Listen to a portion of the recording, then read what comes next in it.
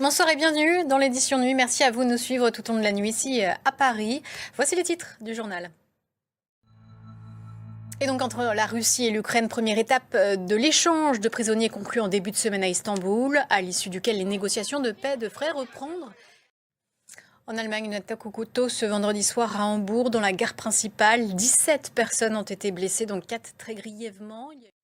L'actualité au Proche-Orient, en pleine opération de conquête de la part d'Israël sur Gaza pour récupérer les otages vivants et prendre le contrôle de l'enclave. Les Gazaouis vivent peut-être la période la plus cruelle du conflit, ce sont les mots du secrétaire général de l'ONU, alors que l'aide humanitaire entrante reste insuffisante. Dans certaines zones, les camions ont même été pillés. Les Palestiniens aussi entre faim et désespoir. Regardez ce reportage d'Arnaud Miguet pour France Info. Et on passe à présent au chapitre économique avec ses droits de douane à 50%. C'est ce que promet Donald Trump à l'Union européenne à partir du 1er juin. C'est un coup dur pour Bruxelles qui se dit engagé à obtenir un accord qui fonctionne pour les deux parties. Mais le président américain a déjà refermé la porte ce vendredi soir, disant ne pas chercher d'accord avec l'Europe. Une inquiétude déjà palpable sur les marchés qui ont reculé dès l'annonce de la Maison-Blanche pour clôturer à moins 1,6% ce vendredi soir pour le CAC 40 parisien. Et si ces 50% sont bien appliqués, l'Europe serait la zone la plus sévèrement sanctionnée dans cette guerre commerciale, est Tanagi.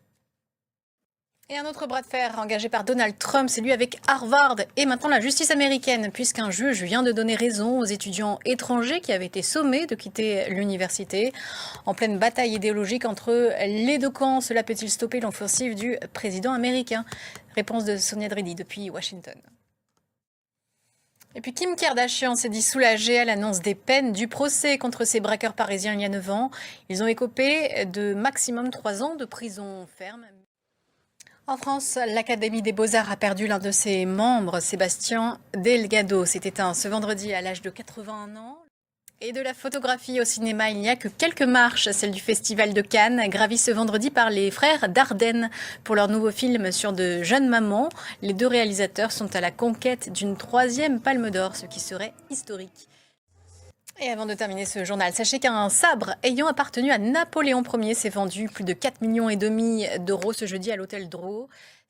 Voilà, c'est la fin de ce journal. Tout de suite, vous retrouvez la semaine de l'écho et nous on se revoit à 3h heure de Paris.